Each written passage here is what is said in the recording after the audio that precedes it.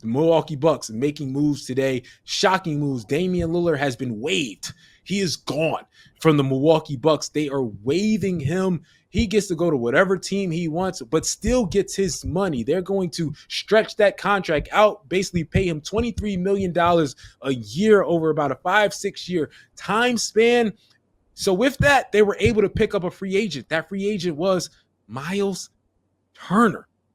That's right. After going to the NBA Finals, Indiana let him walk out the door. He's going to the Milwaukee Bucks to try to help them out.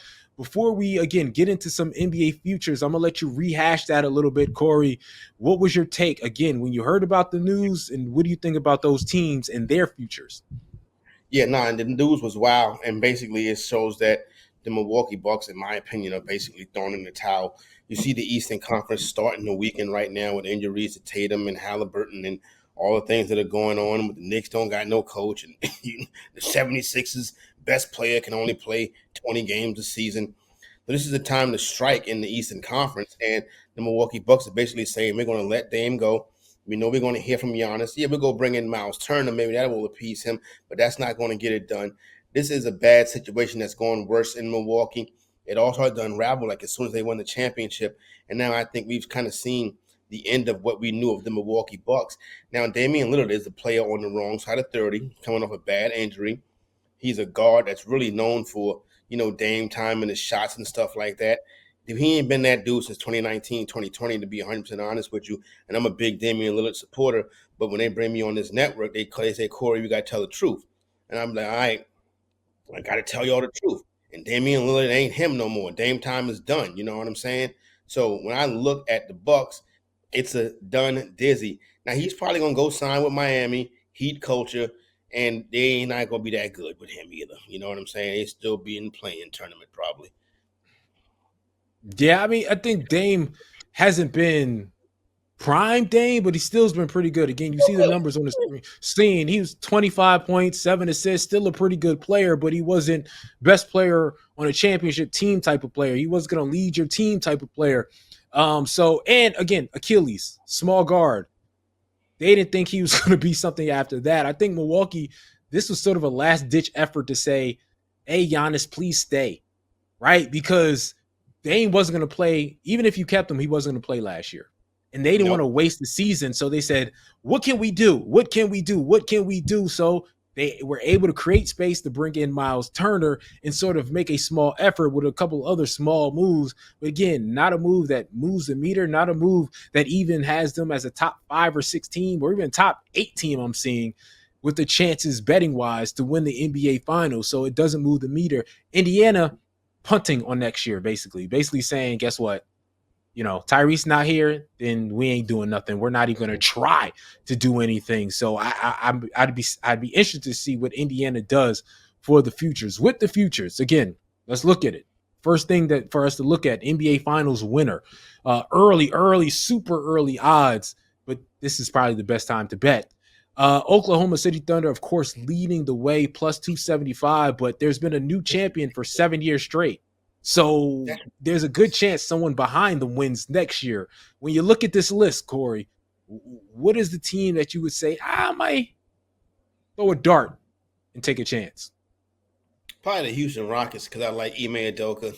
I think Kevin Durant still got a shot. The team that I would throw a dart at is probably, if you could scroll that thing down, it'd probably be the Golden State Warriors. That's who I would like. If you could put your hand here, like if this was a thing, you could put your hand here and move it. I would move it to where and say the Golden State Warriors, because that's probably the team right there. Because they got Steve Kerr. Steve Kerr's probably the best head coach in pro sports right now. Maybe I don't want to jump out there and say that, but he's probably in that conversation. Steph Curry still, I think, has one more championship in him. You know that team has a heart of a champion. So I would say that. But if I'm going off the list that's on the screen, I would say that. I know I ain't going to pick the Knicks. I would probably say the Houston Rockets. Well, let's talk about the Warriors for a second. They have the 11th best odds to win the finals, to go to the NBA and win the finals. They're 30-1. And I'm surprised they're that far back like you, because when they had a healthy Steph and a healthy Jimmy Butler, they were one of the 3 best teams in the NBA. At least their record with Jimmy Butler was one of the 3 best teams in the NBA, and they had the best defensive rating in the entire league when they had Jimmy Butler. So that's a different team. And I said yesterday, hey, they're awfully silent, and a move needs to be made. Something sort of needs to happen. We didn't talk about this, but DeAndre Ayton was bought out. DeAndre Yeah, Ayton was bought out from Portland, and he's a guy who's going to still get paid. They bought him out for $25 million, so that means they really didn't want him around. He was probably a problem in the locker room, but he's also a guy that the Lakers are going to look at, the Golden State Warriors are going to look at, and potentially he can be a guy that sways the odds, that can make a team that was on the fringe a real championship contender, which I think the Lakers and the Warriors are the two main teams that will throw a bag at him. What do you think of DeAndre Ayton being freed and the potential of him going to the Warriors, like you said, or the Los Angeles Lakers? the idea of DeAndre Ayton is always better than DeAndre Ayton. Like, oh, we picked up DeAndre Ayton, and then you be like, okay, it's DeAndre Ayton, lethargic. You know what I'm saying? Play when he want to play. You got to have a championship mentality. Now you get in that locker room, and you get with Kerr, and you get with Curry, and you get with Draymond, and it could very well change your career. But he's got to be in the right situation, and maybe that is Golden State. But to me, he's like a good player on a bad team. But see, I look at DeAndre and I go, you ain't a stud. Like you wanted to be one of those type of guys. But if you are a role player, a starter Yes. on a good team, it could be a world's different. I don't know if he's ready to accept that role because he wanted to be the guy. I think it's clear that he can't be the guy. But if he accepts the role, I think the Warriors are the perfect place. And listen, if the Warriors were to get DeAndre Ayton, I would pick them to win the entire thing next year. So I'm with you 100%, dog. I would go, hey, 30-1 right now. If they make one good move, that the odds are going to go in half, right? Like it's going to be 15-1, 12-1. Just with that move, it would be 15-1 to be cut in half. So if you want to get ahead, what if Steph was healthy? If Steph's healthy, right? in my opinion, they're in the Western Conference Final. Right? Like they were beating the Minnesota Timberwolves, right? Like with Steph Curry. They won game one with Steph Curry. So, yes, they're in the Western Conference, and they probably would have been a tougher not tougher, but a tough competition for the Thunder. So, I'm with you. I'm going with the Warriors. Let's go with some futures in regards to the MVP. Again, Shea is coming off an MVP season, but can he win back-to-back? Lately it's been back-to-back winners. Giannis back-to-back, Jokic back-to-back. Right now, Jokic is the favorite plus 220. Shea plus 280. Luka plus 700, 7-1. Giannis 10-1. Then you got Victor Wembanyama at 13-1. What are the MVP odds looking like for you? Where's Ja Morant? That's what it looks like to me. It looked like Ja Morant. Don't do your face like that. Don't do your face like that. Don't do your face like that. Because Ja Morant could be in the MVP conversation because he is the leader of the Memphis Grizzlies, and the Memphis Grizzlies can easily bounce back and be one of the best teams in the NBA. Now that they got from underneath Taylor Jenks and get their rotations right, the Memphis Grizzlies compete with all of these teams in the West, except for Oklahoma City. They can compete with Houston. They can compete with Denver. Memphis is good. Memphis is a good young team. They kind of got away from their thing a little bit. Memphis was the 2 seed in the West going into the playoffs a couple years ago. Let's not forget about that. So yes, and Ja Morant is still Himothy. You know what I mean? Let's not take it too far. Don't do your face like that when I bring up Ja Morant, son. Nah, dog.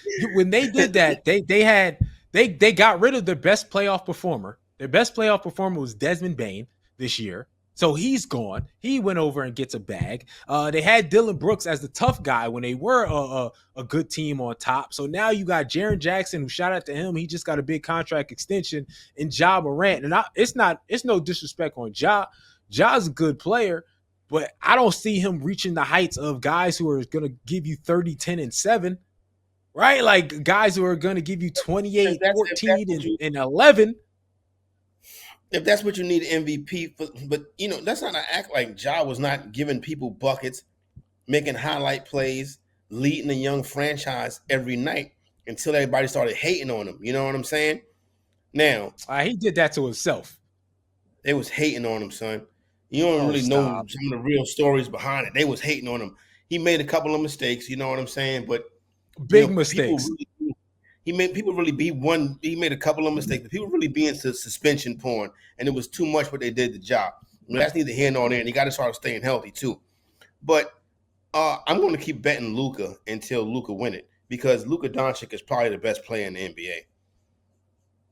Listen, I feel you, but fighting teenagers and doing all those type of things, Ja brought that on to himself, in my opinion. But again, I'm not even front on Ja's ability. He's dope. I just think there's tiers to this thing. The tier is Nikola Jokic, No Giannis doubt. Antetokounmpo, Luka Doncic, and Shea has entered that, and I think Victor Wembanyama would enter that. If I had to pick a dark horse, right? Like not because MVP is always funny. They always just sort of get sick of you. You know what I mean? Like the MVP is like, I'm sick of giving it to Jokic. I'm sick of giving it to Giannis. Right? Like, who do I give it to next? Victor Wembanyama is the guy next for me. I think if he comes back and has a healthy season, he's out there training with the monks. If you see the pictures, and De'Aaron Fox has a healthy season. And shout out to Pop. He won't be coaching, but he will be in that organization guiding. I think all of a sudden they turn into a 55-win team. And then you got to start talking about Victor, who defensively brings something that nobody else in the entire league could bring. So if I'm not going with the main guys, I think Victor Wembanyama, because some people thought he was going to make that jump last year, and he wasn't able to. This year, again, at 13-1, I think he can make that jump. What do you think about Vic? Yeah, I think Vic is a good look right there too as well. I can't knock the hustle on that one right there with Matt Wembanyama. When you look at him and you watch his game, sometimes I say to myself, he's going to be an MVP at some point in his career. He has that kind of talent, that kind of game, and he's in an organization where he can flourish. You know what I'm saying? Like he don't play for one of these stupid organizations like the Cincinnati Bengals. Like he played for the San Antonio Spurs, which is almost like the Pittsburgh Steelers of the NBA. You know what I mean? So I would feel very good about Wembanyama. Good landing spot, MVP type talent. He's going to have one year, and at 13-1, it might be this year. I would take a crack at that. Yeah, and again, defensive player of the year too, right? Like Yeah, he yeah. almost won in his rookie year. So if healthy, he can win it this year once again. So I just think he's the next transcendent talent. Like Jokic and Giannis, who do amazing thing. I think Victor is going to be the next talent. We're like, oh, this guy's averaging 30, 10, and 7 blocks, and it's something ridiculous.